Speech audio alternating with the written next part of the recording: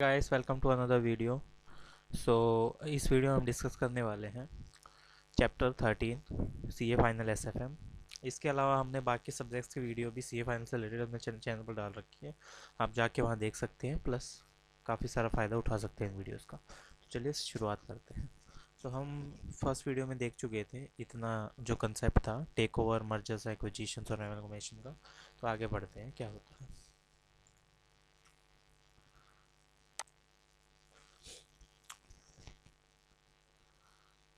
ये थोड़ा इम्पोर्टेंट है। स्पेशली रिकन्स्ट्रक्शन या रिस्ट्रक्चरिंग प्रोसेस क्या होती है।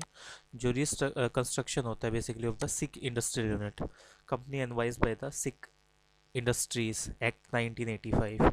सो जो सिक इंडस्ट्रीज एक्ट 1985 है उसके थ्रू आपका ये रिकन्स्ट्रक्शन का प्रोविज़न बना है। और revival of the financially viable companies, unviable companies, advised by the section 72 of the income tax act. So ये आपका एक्ट्स, और ये बेसिकली थोड़ा देख लेना, याद नहीं करना, ये थोड़ा इंपॉर्टेंट हो सकता है।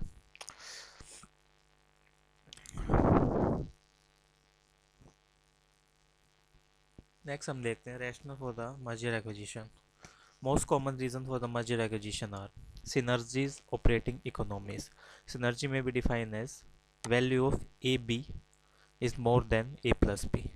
लाइक आपकी ये हीरो होंडा है, हीरो होंडा की वैल्यू ज़्यादा है हीरो और होंडा की वैल्यू से।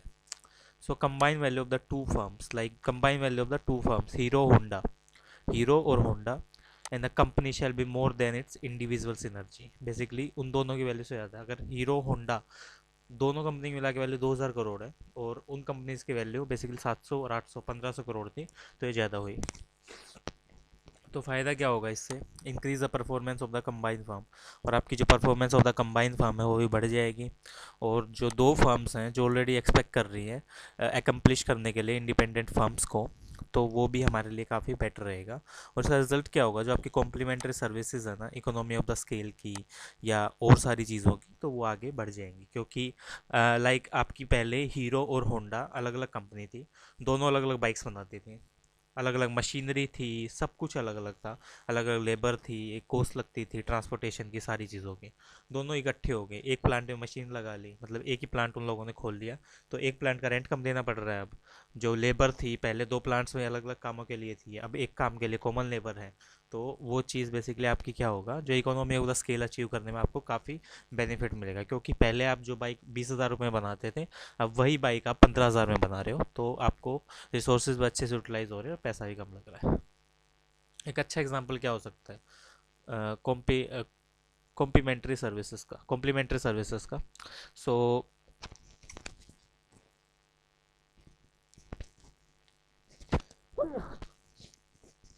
Company have the good networking of the branches, company का जो नेटवर्किंग है ब्रांचेज में काफ़ी बढ़िया है। और other company have the efficient production system, एक कंपनी की जो नेटवर्किंग ब्रांचेज है, लाइक उसकी काफ़ी मार्केट में नाम है, उसकी नेटवर्किंग काफ़ी स्ट्रॉन्ग है। दूसरी कंपनी क्या है, एक प्रोडक्शन सिस्टम काफ़ी एफिशिएंट हो, काफ़ी सस्ते में प्रोड्यूस करते हैं। The merge company will be efficient than individual. तो अगर ये दोनों कंपनी मिल जाए, मतलब एक तो काफ़ी अच्छा प्रोडक्शन करेगी, दूसरी उसको सेल करने का काम करेगी, तो दोनों मिलके एक ही काम कर रहे हैं, मतलब दोनों एक हो जाए वो दोनों, तो बेसिकली अपने टास्क को बांट के काफ़ी अच्छा काम कर सकते हैं दूसरी कंपनीज के according. Economy of the large scale is also the one of the reason for synergy benefit. Economy of the large scale basically वही चीज़ होती है कि पहले आप 10,000 बाइक्स बनाते थे, आपको बाइक की कॉस्ट 20,000 रुपये आती थी एक बाइक की। अब आप दोनों इकट्ठे मिलकर 20,000 बाइक बनाते हो और आपको बाइक की कॉस्ट 15,000 रुपये आ रही है। तो economy of the large scale वही होता है कि आप जैसे बेसिकली जितनी ज़्यादा चीज़ें बनाओगे आपकी मशीन ज़्यादा यूटिलाइज होंगी और आपको कम कॉस्ट पड़ेगी। Main reason is that large scale production result in the lower average cost. So वही है कि आपका लार्ज स्केल प्रोडक्शन की वजह से आपकी लोअर एवरेज कॉस्ट आती है। और आपकी जो बेसिकली अकाउंटिंग और फाइनेंसिंग सर्विस है, ऑफिस एग्जीक्यूटिव्स हैं, टॉप लेवल मैनेजमेंट है, ये सारी चीज़ें भी अच्छे से काम करती हैं। Economics can be real arising out of the deduction in the factory input per unit of the output. So economies basically आपकी रियल भी हो सकती हैं जो अराइज होती हैं रिडक्शन की वजह से, और जो रिडक्शन होता है आपका फैक्ट्री इनपुट में या per unit of the output के हिसाब से, वो चीज़ भी काफ़ी आपकी काम करती है। Pecuniary economies are realise from paying the lower prices for the factory inputs. Basically आपकी जो इकोनॉमीज हैं, लाइक आप एक अच्छे से अगर काम कर रहे हो, कैपिटलाइज इकोनॉमी है, या आप स्टेबल इकोनॉमी के साथ काम कर रहे हो, तो आपको उसके लिए लो प्राइसेस देने पड़ेंगे फैक्ट्री इनपुट को बनाने के लिए, और जो आपकी बल्क ट्रांजेक्शन्स होंगी वो भी काफ़ी ज़्यादा होंगी। अदर फैक्टर्स क्या हो सकते हैं, आपको सिनर्जी बेनिफिट्स होते हैं जिनके थ्रू ये काम कर रही है। डाइवर्सिफिकेशन क्या हो सकता है, अगर आपका मर्जर हो रहा है दो अनरिलेटेड कंपनीज के बीच में, तो आपके उसकी वजह से क्या होता है, बिजनेस रिस्क आपका रिड्यूस हो जाता है, और यही इंक्रीज़ करता है मार्केट वैल्यू को, जिसकी वजह से आपका जो डिस्काउंट रेट है वो रिड्यूस हो रहा है, और जो रिक्वायर्ड रेट ऑफ रिटर्न है वो बढ़ रही है। Greater the combination of the statistically independent और नेगेटिव कोरिलेटेड। बेसिकली अगर आपका कॉम्बिनेशन बेटर होगा, इंडिपेंडेंटली होगा, या बेसिकली नेगेटिव कोरिलेटेड इनकम है आपकी मर्ज कंपनी की, तो वो डिपेंड करते हैं अलग अलग सिचुएशंस पे। High reduction in the business risk, इसकी वजह से बेसिकली आपका जो रिडक्शन रिस्क है वो कम हो जाता है, जो बिजनेस रिस्क है वो कम हो जाता है in comparison company have the income stream which are positive correlated. So basically आपका जो बिजनेस रिस्क होगा वो कम हो जाएगा कंपेयर टू द कंपनी जिनके पॉजिटिव इनकम्स हैं, स्ट्रीम्स हैं, और वो पॉजिटिवली कोरिलेटेड है। Taxation, provision of the set off and carry forward as per the income tax may strong reason for the merger acquisition. So provision of set off and carry forward of the losses एक strong reason है merger acquisition के लिए। Basically इसकी वजह से आपकी tax saving होती है और टैक्स लाइबिलिटी कम हो जाती है मर्ज फर्म की, और इसी केस में जो आपका एक्विजिशन है या losses of the target company है वो अलाउ करता है सेट ऑफ करने के लिए profit of the acquiring company, और जो आपका टारगेट कंपनी है वो अलाउ करता है कि सेट ऑफ करे आप profit of the acquiring company को।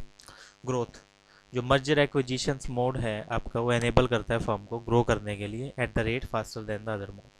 जो आपकी मर्जर एक्विजिशन के थ्रू जो ग्रोथ होती है दूसरी फर्म से काफ़ी फास्टर होती है। The reason behind the shortening of the time to market, इसके पीछे रीज़न क्या है, जो आपकी शॉर्टनिंग होती है या टाइम टू मार्केट होता है वो काफ़ी बढ़ जाता है।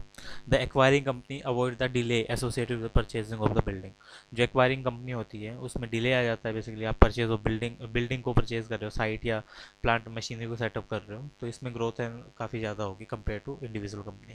Consolidated of the production capacity, आपका कंपटीशन कम हो जाएगा, मार्केटिंग पावर इंक्रीज हो जाएगी, प्रोडक्शन कैपेसिटी भी इंक्रीज हो जाएगी, क्योंकि कॉम्बिनेशन हो गया दो से ज़्यादा प्लांट्स का। तो जो बेसिकली ये जो नीचे की टेबल है शो कर रही है कि कैसे आपकी ट्रांजेक्शन हो सकती है। इन 10 years growth sniffing out competition increase the market share. Airtel और रूप मोबाइल 2014 में बेसिकली एयरटेल ने जो मुंबई टेलीकॉम सर्कल था रूप मोबाइल उसको एक्वायर कर लिया, तो इसकी वजह से इसकी ग्रोथ काफ़ी ज़्यादा हो गई, क्योंकि पहले से बनी बनाई मार्केट थी और उसने उस मार्केट को एक्वायर कर लिया। अरे रिसेंट मर्जर आप इसमें क्यों जा रहे हो, रिसेंट मर्जर उसी का देख लो ना, जोमेटो और उबर ईट्स। बेसिकली जोमेटो में क्या था, जोमेटो की presence all over the India है लेकिन बड़ी सिटीज़ में ज़्यादा है। उबर ईट्स ने क्या किया था, उबर ईट्स ने आते ही फोकस किया था छोटी सिटीज़ पे, लाइक छोटे सिटीज़ पे या रिमोट सिटीज़ होती है तमिलनाडु की, जो गांव शहर, वहाँ पे उसने उबर ईट्स ने ज़्यादा फोकस किया था, जो टीयर 3 सिटीज़ हैं। तो जोमेटो ने क्या किया, उबर ईट्स को एक्वायर कर लिया। उसकी वजह से क्या फ़ायदा हुआ जोमेटो को, कि बड़ी सिटीज़ की उसके पास मार्केट थी, उसके अलावा उसको छोटी सिटीज़ छोटे गांव की मार्केट भी बनी बनाई मिल गई। अब द थिंग इज़ डेट कि मतलब जोमेटो उबर ईट्स सारी चीज़ें वही कर रहा है, लेकिन जो रेवेन्यू है उबर ईट्स का वो जोमेटो लेता है, तो वो चीज़ है हमारी। एक्विजिशन ऑफ द कंपिटेंस और द कैपेबिलिटी, आपकी जो गूगल और मोटरोला, बेसिकली गूगल ने एक्सेस ले ली थी मोटरोला की, जो 17,000 इशूड पेटेंट्स थे उसके हैं सेवन, बेसिकली उसकी 7,500 एप्लीकेशन थे उन पे। Entry into a new market and product segment, Airtel और Zain telecom, basically 15 nation of the African continent in the one shot. जो जैन टेलीकॉम थी उसकी अफ्रीकन कंट्रीज़ में काफ़ी अच्छी पकड़ थी, तो एयरटेल ने उसका एक्वायर कर लिया। Access to the fund, Ranbaxy और Sun Pharma, Daiichi Sankyo sold the Ranbaxy to generate the fund. Basically उसको पैसे चाहिए थे इसलिए उसने रैनबैक्सी को बेच दिया। Tax benefits, burger king US की फर्म थी और टिम हॉर्टन्स कनाडा की थी, तो बर्गर किंग ने बेसिकली टैक्सेस सेव करने के लिए फ्यूचर में टीम हॉर्टिन्स के साथ टाइप कर लिया, क्योंकि वो एक साथ हो जाएंगे, बर्गर किंग और टीम हॉर्टिन्स अगर एक साथ मिल गए तो अकेले कैनेडियन फर्म कहलाएगी, और उसको जो यूएस कंपनीज पे लाइक जो फॉरेन कंपनी की टैक्स रेट लगती है वो नहीं लगेगी, उसको डोमेस्टिक टैक्स ही देना पड़ेगा। और जो टीम हॉर्टिन्स में बर्गर किंग के बर्गर्स मिलते हैं। Instant growth sniffing out competition increase the market share, Facebook और व्हाट्सएप सबसे बड़ा एग्जांपल। फेसबुक ने एक्वायर कर लिया था अपने बिगेस्ट थ्रेट व्हाट्सएप को, क्योंकि उसको डर लग रहा था क्योंकि ये कहीं मेरी मार्केट ना खा जाए, उसकी वजह से उसने व्हाट्सएप को एक्वायर कर लिया था। एक्विजिशन ऑफ द कंपिटेंस और the capability, Flipkart, Myntra.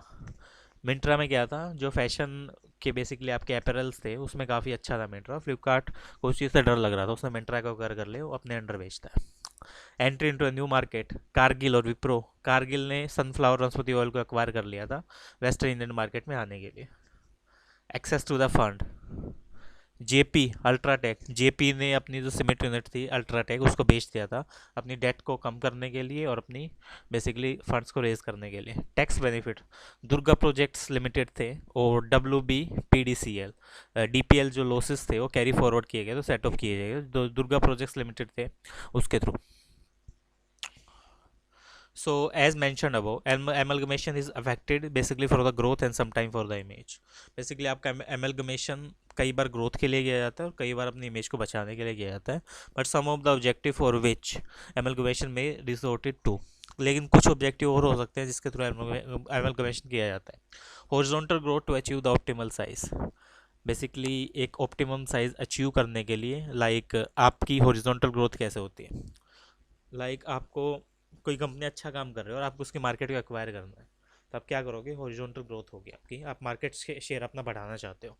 Facebook और व्हाट्सएप है, फेसबुक का मार्केट शेयर क्या था, मतलब इतना ज़्यादा नहीं था व्हाट्सएप से पहले, तो उसने क्या किया, उसने सोचा कि मार्केट शेयर को बढ़ाने के लिए क्या करते हैं, व्हाट्सएप को एक्वायर कर लेते हैं ताकि वो हमारे कॉम्पिटिटर है वो भी ख़त्म हो जाएगा और हमारे लिए सबसे बेटर क्या रहेगा कि हम एक बना बनाया मार्केट शेयर ले लेंगे, जैसे जोमेटो ने किया था ऊबर ईट्स के साथ।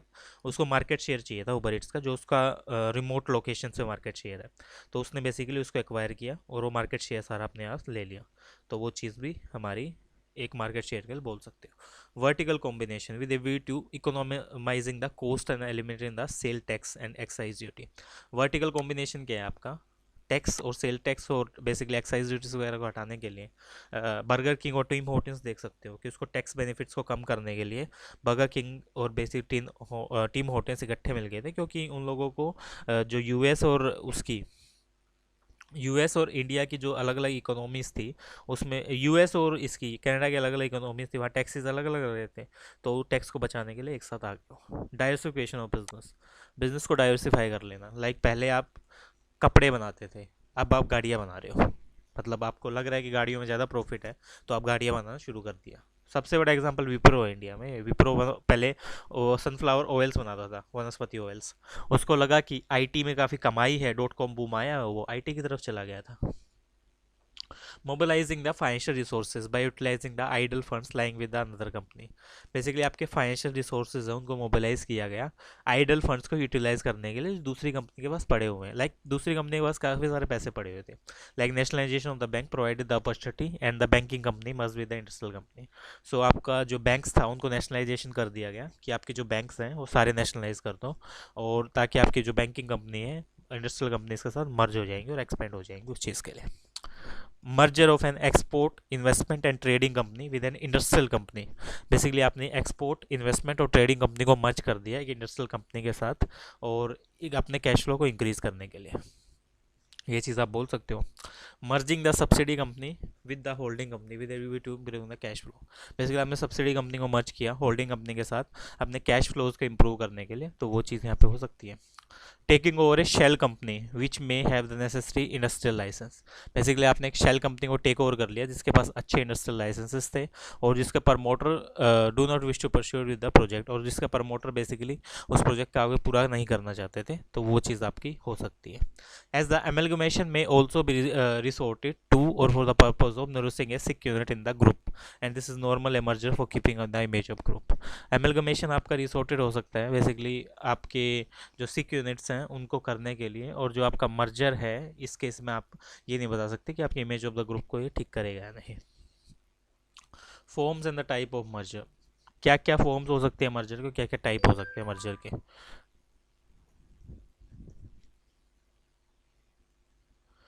आपका सबसे पहले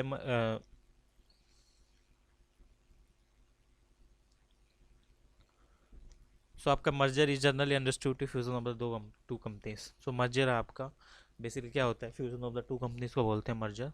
the term merger means signifying the dissolution of the one company और the firm to form a absorb into another company. Basically आप डिसोल्यूशन कर रहे हो कंपनी का दूसरी कंपनी बनाने के लिए। मर्जर इंक्रीज करता है साइज ऑफ द अंडरटेकिंग को। कुछ टाइप के मर्जर्स ये हो सकते हैं। पहला हॉरिजॉन्टल मर्जर, दो कंपनी मर्ज होना चाहती हैं एक सेम इंडस्ट्री में, जिनका market share of the new consolidated company would be larger, जिनका मार्केट शेयर काफ़ी बड़ा है, and it is possible that it may be closer to being a monopoly और near the monopoly to avoid the competition. So दो company basically हैं, like Facebook और WhatsApp है, ठीक है, दो कंपनी हैं, मर्ज होना चाहती है एक सेम इंडस्ट्री में। दोनों किस में थी, ऑनलाइन चैट में थी।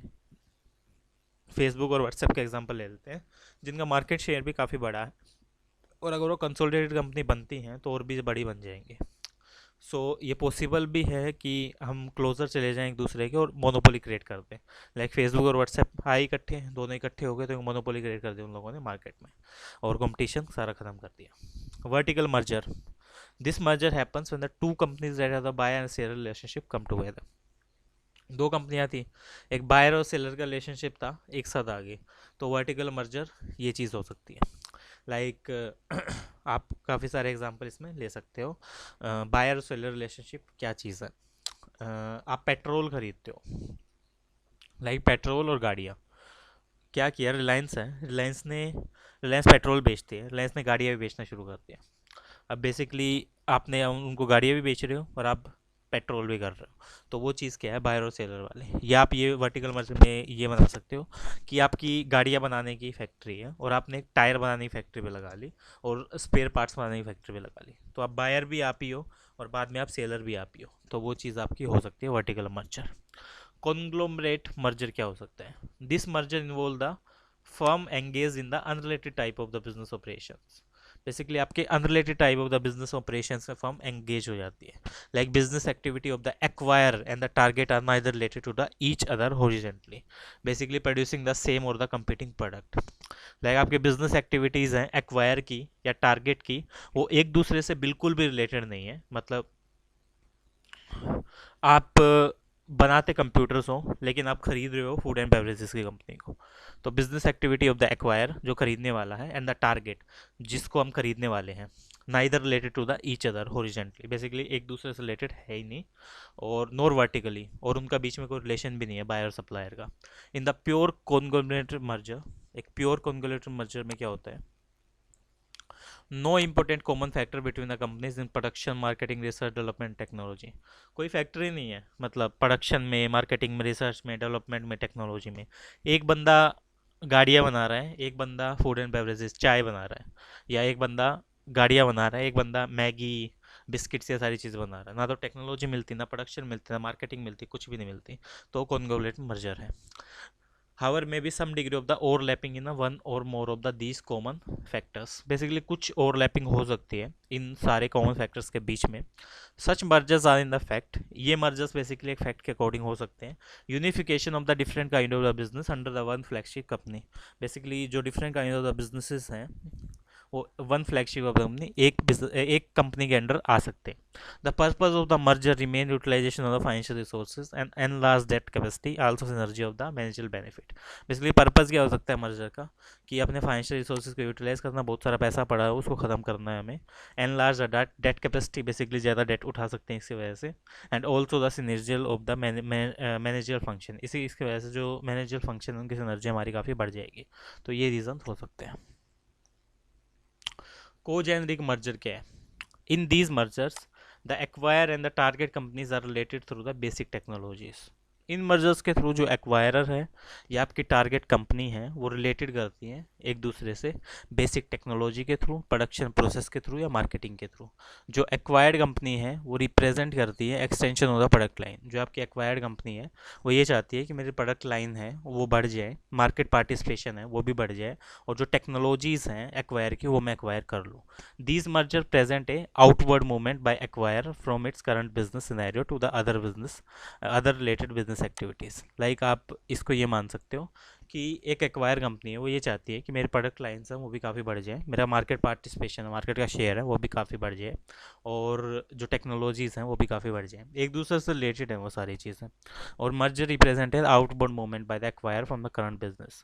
लाइक आप इसको मान सकते हो हीरो और होंडा। हीरो भी बाइक बनाता है, होंडा भी बाइक बनाता था।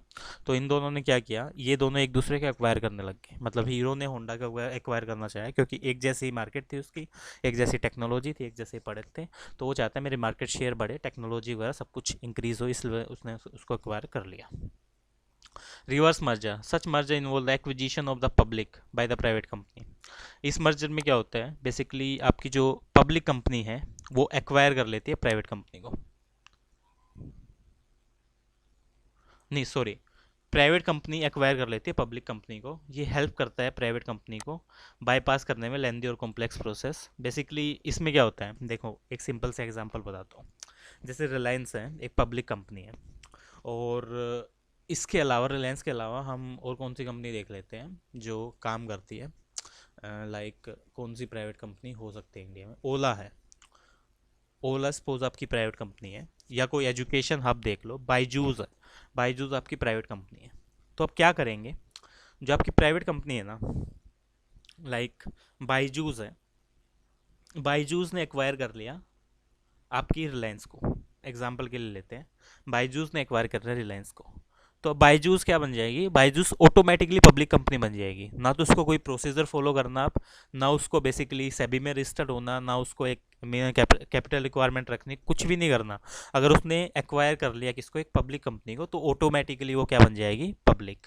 तो private company becomes a public company by acquiring a public company. So ये एक बेसिकली रूल्स और टैक्स को बाईपास करने का एक तरीका होता है, बट प्रैक्टिकल काफ़ी टाइम लगता है इसमें जाने में। Acquisition, purchase of the controlling interest by the one company in the share capital of the existing company. Basically controlling interest खरीद लेना एक कंपनी में, इन the share capital of the existing company. आपकी कोई एग्जिस्टिंग कंपनी है, उसकी capital में आपने कंट्रोलिंग इंटरेस्ट खरीद लिया किसी ने आगे, तो एक्विजिशन हो। लाइक आपकी कोई बाईजूस है, बाईजूस में आके हमने 51% के शेयर खरीद लिए, तो हमने उस कंपनी को एक्वायर कर लिया। तो बेसिकली ऐसे हो सकता है, agreement with the majority holder of the interest. अगर आपने 51% की अपने शेयर खरीद लिया तब भी हो गया आपका agreement. Purchase of the new shares by private agreement, आपने प्राइवेट एग्रीमेंट के थ्रू सारे शेयर्स खरीद लिए। Purchase of the shares in the open market, आपको कोई ऐसा बंदा मिल गया जिसने बेसिकली आपको 51% शेयर था सारे बेच दिए। Acquisition of share capital by the means of cash और इशुएंस ऑफ शेयर्स, आपने बेसिकली उसको कैश दे दिया या दूसरे शेयर्स दे दिए उसके बदले में। Making a buy out offer to general body of the shareholder, आपने उनको बोला कि बाय आउट कर दो यहाँ से, मैं तुम्हें ऑफर दे रहा हूँ, पैसे दे दिए उनको बाय आउट करके। A company is acquired by the another company, acquiring company has the two choices. जब एक कंपनी एक्वायर कर ली जाती है दूसरी कंपनी के पास, तो एक्वायर्ड कंपनी के पास दो चॉइसेस होती है। Merge, to merge the both the companies into the one, चाहे तो दोनों को मर्ज कर दे, या function as a single entity, या अलग अलग एंटिटीज तरह काम करता रहे। और to approve has taken over the company as a independent entity and change the management and policies, या सारी मैनेजमेंट को निकाल दे जो पुराने वाली थी और अपनी नई मैनेजमेंट लेके आए। Merger is a fusion of the to independent firm on the को इक्वल टर्म्स। मर्जर क्या है, बेसिकली दो इंडिपेंडेंट फर्म्स आ गए वहाँ पे एक इक्वल टर्म्स में। एक्विजिशन क्या है, buying out the company by the another company and the acquired company usually loss it's identity.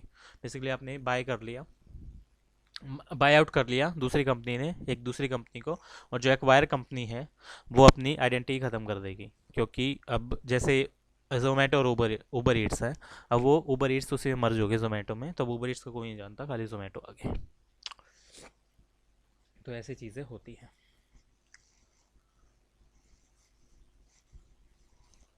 अब देखते हैं, acquisition of the one of the business of the company as a going concern by the agreement need not to be necessary routed through the court.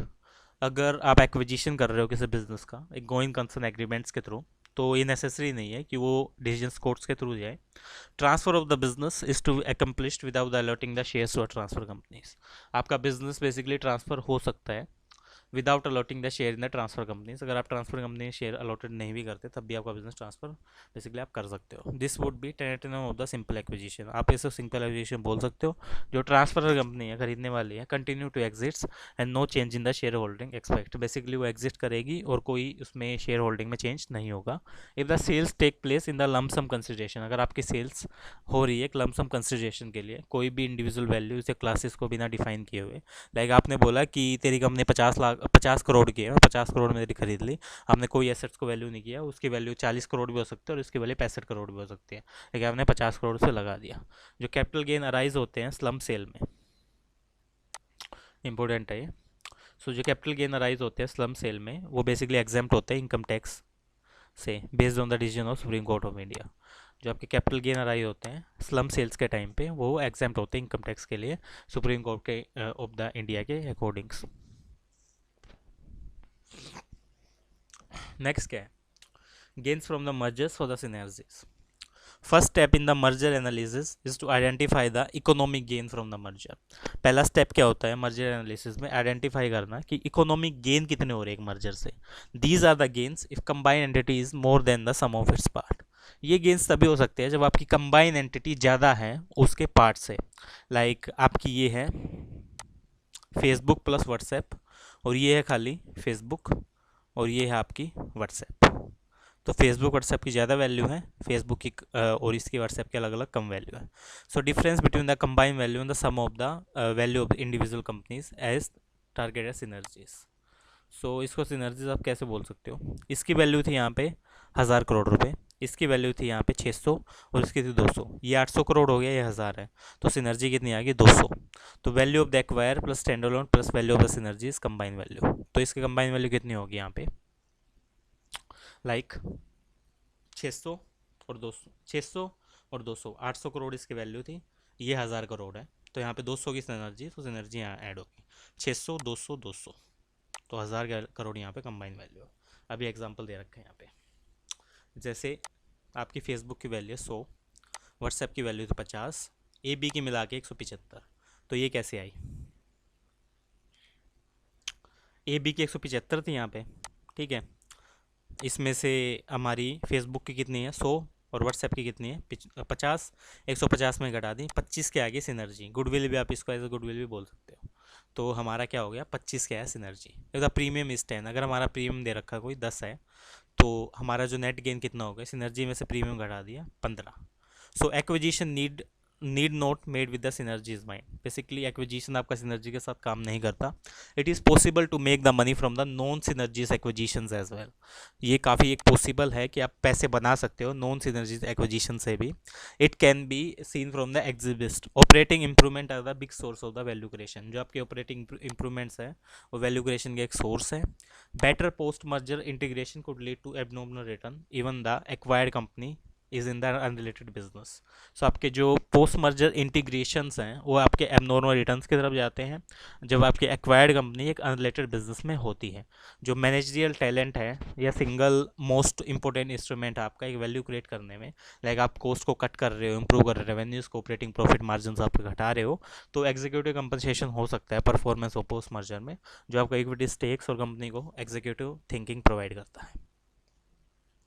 So guys आज के लिए हम इतना ही देखते हैं और आगे का बेसिकली आगे का चैप्टर आगे वाली वीडियोस में देखते हैं।